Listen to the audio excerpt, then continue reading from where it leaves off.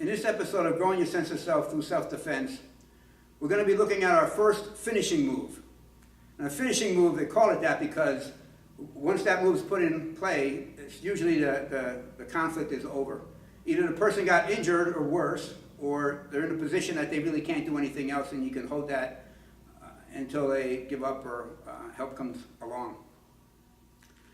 So, in this episode, the finishing move is it can be a very dangerous one. If you're taking somebody down with some kind of technique, universal outside wrist lock, they can keep giving until they get to the ground. But once they're on the ground, which is what we're going to do with this finishing move, there's nowhere else to go. So anything you inject at that point goes into the person. They can't somehow compensate for it by moving somewhere because they're already on the ground.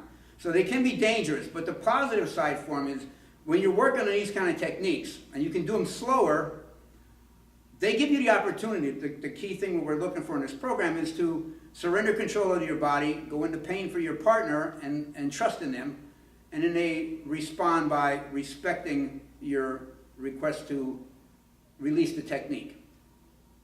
So my partner today is going to be a person that I greatly respect. He's been my master for several years. We're doing this episode in Flying Tiger Martial Arts in Garner, North Carolina. Master Sua is the owner-operator of that school. Master Sua is going to be my partner for finishing techniques. Sarah. Second time. Second time, yeah. I want to stand in the same spot. So, we're not going to focus so much on how you get down. This is a finishing move when the person's on their face and you have a hold of their arm. So, the technique that we often use is the universal technique. And we're going to start with that with grabbing a hand. We've seen a lot of ways to go after the universal technique. So I'm not going to focus on that. I'm pinching it off and tying it. And I'm going to be behind the elbow. I'm stepping in close. And I'm going to circular motion out, get his shoulder to tip, and he comes down. Now, this technique is I'm going to put a knee on his back and a knee on his head and his arm up against my chest. Now, this is not a spot where his elbow is all that comfortable or his shoulder. So if I cross my arms down here above his shoulder, or elbow towards his shoulder, and sort of scoop in and lean over, he gets a lot of pressure on the back of his arm. If you really want to finish somebody, and do not do this, you do forward roll from here, right? His arm's up here, I'm just going to roll forward, and his arm will be dislocated at the shoulder. So you want to be careful when you're working this. If you lose your balance and fall forward, it's the same technique as if I was going to do a forward roll. Not a good idea. So Master Sua is going to show you this technique at a little bit faster speed. He's going to use a little bit different than a universal because you want to do cross grab, same side grab, because he's standing in a different spot. We want to fall on the same place for the camera. So here, pins it off. Oh! So now you have a different angle of how it looks, right? Okay, good.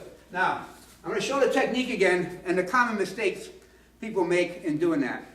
So, to the point where I get the guy down, I step in, and move him around.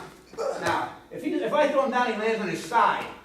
If he's on his side, this technique's not going to work because his arm can go that way, and he's got a free hand to do something with, right? Not so cool for me. Yeah. If I don't put my knees on him, and I get him down on his stomach, but I don't put my knees on him, he can crawl or he can roll out.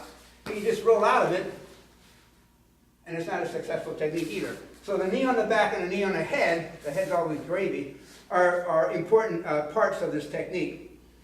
So if I got him on his side, if he fell down on his side, then I want to continue to pull him down, and then I can start to apply the technique. So you compensate for that one, and the knees on the back, if he starts crawling, whoop, quick jump up on the back to put him in place. So Master Sua is going to do the technique in more regular speed. You want to stand on this side this time? And be a little bit easier, so I'll be on camera good. So left hand grab. Hit! Oh, it's hurting arms. That's my lower arm. Yeah, that's the problem with that arm. Yeah. So when you're working with somebody, you don't have to go as fast as Master Sua did. We'll try one more time with this side. You can go slow. That's the nice thing about this. You can go real slow and get the feet right, and the guy say, I'm not feeling it, then you lean a little bit, and they say, whoa, whoa, whoa, that's enough. Very easy to do it when the guy can't move no more. He's on the ground. So,